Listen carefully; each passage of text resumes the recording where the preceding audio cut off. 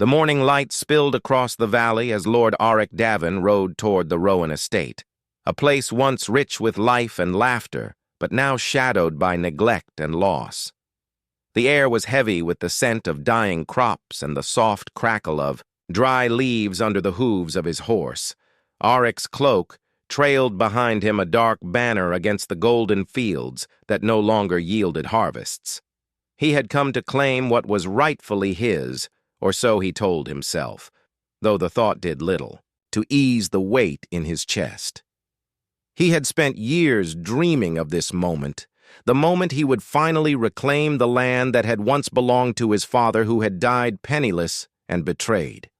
The estate appeared at last through the morning mist, a crumbling manor that stood like a wounded beast, defiant, but fading. The fences leaned with age, and the wind whispered through the hollow windows, carrying the ghosts of what once was Auric, tightened his grip on the reins, his mind echoing with old memories of riding these same hills as a boy, his father's laughter filling the air before everything fell apart. Elias Rowan, the man who now owned this land, had been his father's friend once. They had shared wine and dreams beneath the same roof until greed or desperation or both had turned Elias into a traitor. Auric's father had lent him gold, trusted him with his fortune, only to die broken when Elias failed to repay him. The debt had passed to Auric, as had the shame of his family's fall. Now Auric rode not as a son, but as a man forged by years of bitterness. He carried no mercy, only a written claim sealed by the king's own hand. The villagers watched from a distance, silent as stones, for they knew his purpose and the power of his name. None dared approach him, though a few bowed as he passed, for they remembered the Davins as lords of honor before ruin had swallowed them whole. Still Auric saw in their eyes the same fear he had once known as a boy when soldiers came to take everything his family owned. He wondered if Elias had felt the same fear then, or if he had slept soundly in this very manor, while another man's legacy burned. When Auric reached the gate, he dismounted his boots, sinking into the cold earth. He stood before the door, and for a moment he hesitated. His reflection stared back at him in the glass window, older, sterner, marked by years of hardship. He raised his hand and knocked once, then twice. The sound echoed through the hollow house, and after a moment, footsteps answered.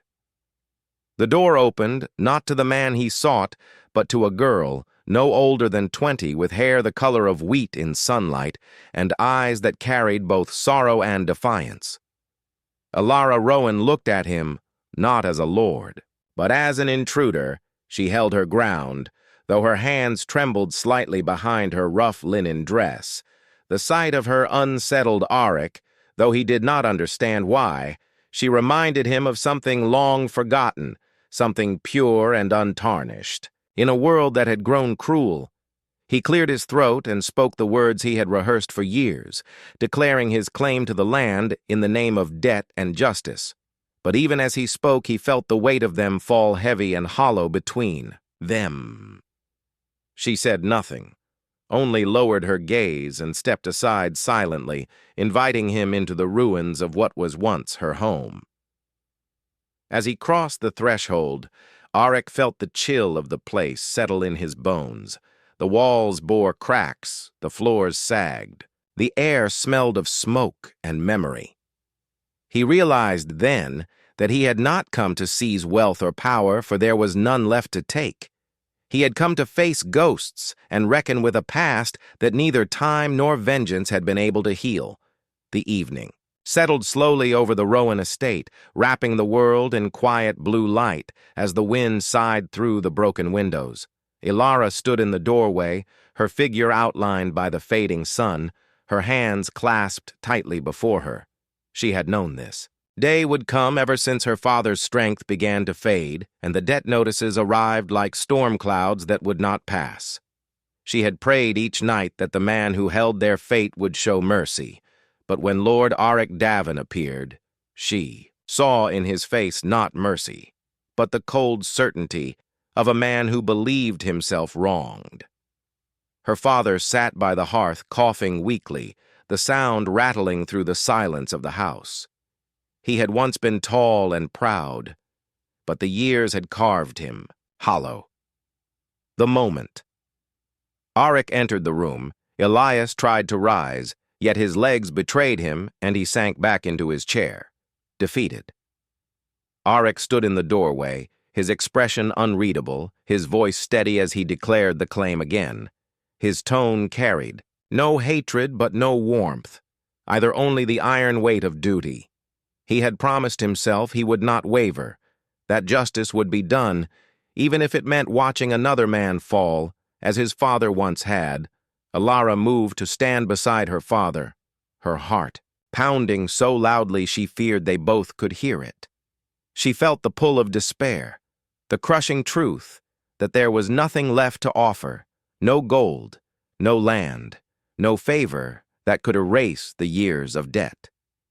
The silence stretched like a blade until at last she dropped to her knees before Arik. Her voice trembled, yet her words carried through the room. "Please," she said, "just spare him, take me instead." For a heartbeat, neither spoke. The fire crackled low behind her plea hanging in the air like a fragile thing that might shatter if touched. Arik stared down at her, his jaw tight, his mind torn between pride and confusion. No one had ever spoken to him so boldly and with such desperation.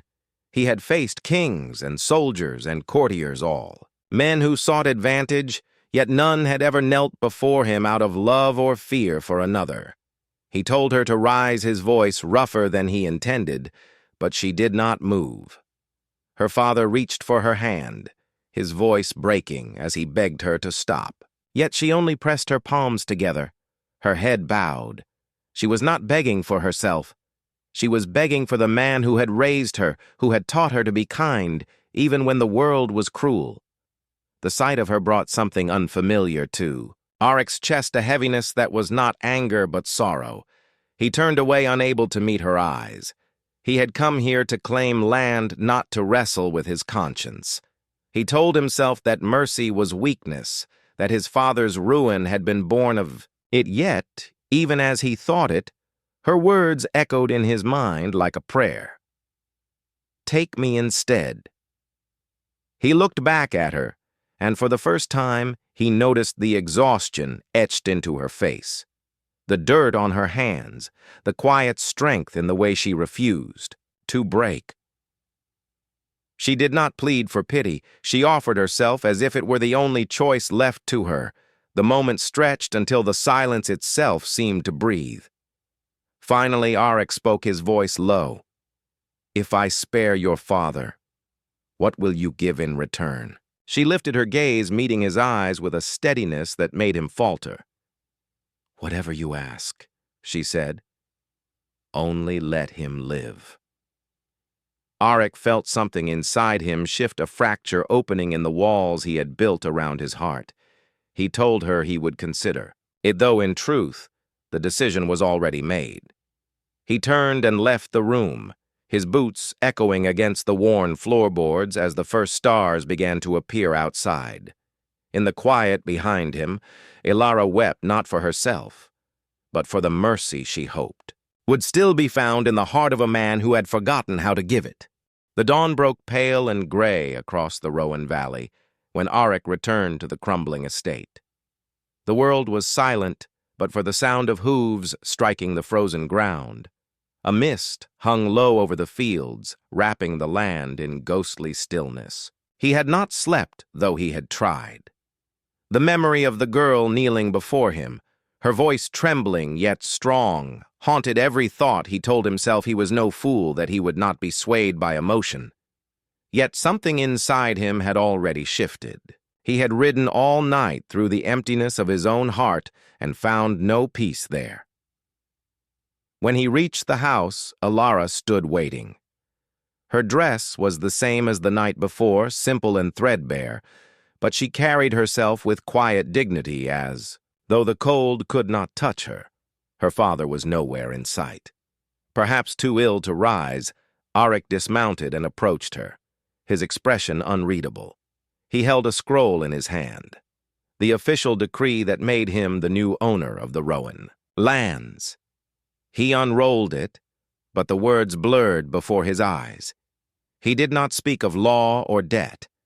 Instead, he looked at her and said softly, "I will spare your father, but you will come with me to my estate until the debt is repaid." She did not flinch, though.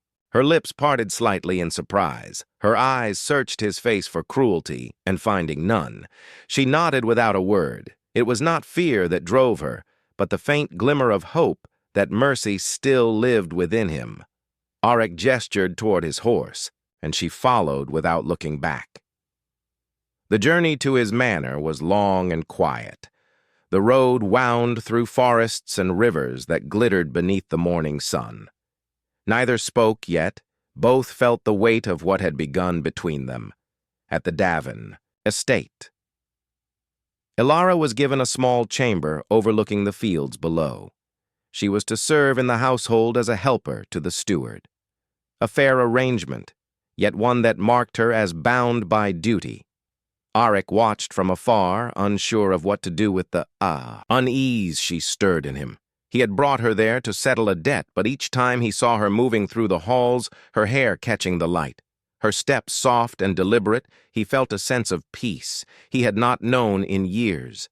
Days turned to weeks. The servants whispered about the girl from the Rowan lands, about how she worked tirelessly, never complaining how even the hardest tasks seemed gentler when she touched them. Arik tried to keep his distance, but the sound of her laughter with the kitchen hands, the sight of her tending to the horses or singing softly while she cleaned the great hall, followed him everywhere. One evening he found her in the courtyard gathering water from the well. Her hands were red from the cold, yet she smiled. When she saw him, not out of fear but kindness, he asked if she hated him for what he had done. She shook her head and said quietly, "You spared my father. I have nothing to hate." Her words struck deeper than any blade. He turned away before she could see the conflict in his face.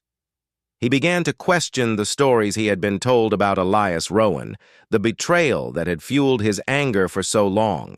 He searched the old letters his father had kept and found half-truths and twisted debts that did not match the tale he had built his vengeance upon. The more he learned, the more the fire of revenge dimmed, and in its place, something softer grew. He realized that the girl he had taken as payment was the only thing that had begun to heal the wound he thought justice would close.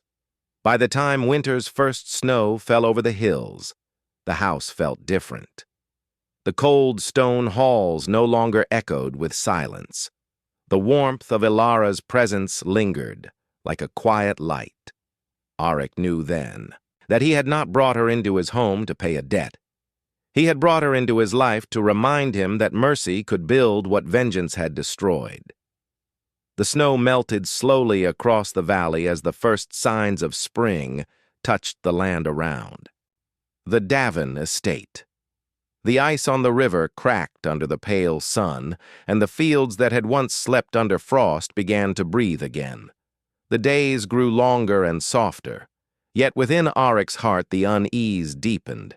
He had spent months living under the same roof as Ilara, watching her move through the halls with quiet grace and strength. Each day the guilt within him grew heavier, for he had come to understand that his father's ruin had not been the work of Elias Rowan's deceit, but of another man's greed. A man who had twisted the records and stolen from both families.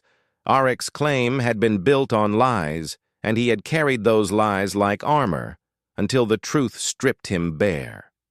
The discovery came one night when he found an old letter among his father's sealed chests, a confession written in trembling hand from his father's former steward, who had taken the gold meant to save their house and blamed Elias Rowan to hide his theft. The words burned through Arik's soul. He sat for hours by the dying fire, the letter trembling in his hands. He thought of the day he had ridden to the Rowan lands, of the anger that had guided him, and of the girl who had fallen to her knees before him, asking only for her father's and life. He realized then that he had not been an avenger of his father's memory, but a destroyer of another man's. At dawn, he rode to the Rowan estate with Ilara beside him. She had insisted on coming, though she did not yet know why. The wind carried the scent of earth waking from its long sleep, and the road stretched quiet before them. When they arrived, her father came to the doorway leaning on his cane, his face pale, but his eyes bright with relief to see her alive. Auric dismounted and approached, slowly, his heart heavy, but his mind clear. He placed the letter in Elias's trembling hands and spoke the truth. He told him that the debt was false, that the land had never been owed, that vengeance had blinded him, and that he had taken what was. Not his Elias listened in silence, his eyes glistening with grief and forgiveness. He reached out a frail hand and said that hatred had already cost them both enough. Auric bowed his head, unable to speak. He took the parchment of ownership from his cloak, tore it in two, and let the wind carry the pieces away. The land would return to its rightful hands, and his title and wealth would bear the cost of his mistake. Ilara stood beside her father, tears streaking her face, yet in her gaze there was no anger, only sorrow and something softer still. When it was done, Auric turned to leave, but her voice stopped him. She stepped forward, her fingers trembling as she reached for his hand. "You could have kept it all," she said softly. "You could have walked away, and no one would have known." He shook his head and answered in a voice barely above a whisper, "I would have known." She looked at him, then truly looked, and saw not the proud lord who had come to take, but the man who had learned to give. She stepped closer, her eyes glistening with light, and for a moment the world around them fell away.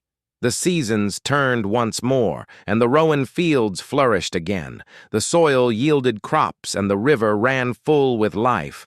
Auric remained nearby, helping rebuild what he had once broken. His title no longer mattered, his wealth no longer defined him. What remained was the quiet bond that had grown between him and the girl who had taught him the meaning of mercy. Each morning, he would see her walking through the fields, her hair lifted by the wind, and he would remember the moment she had knelt before him, begging for her father's life. That moment had changed everything.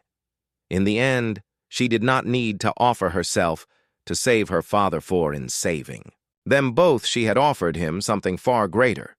She had given him back his soul, and in the stillness of that spring morning when the sun touched the land they once fought over, he finally spoke the words he had long carried in silence. He told her he loved her not as a lord seeking forgiveness, but as a man reborn by her grace, and when she smiled it was as if the world itself had forgiven them both.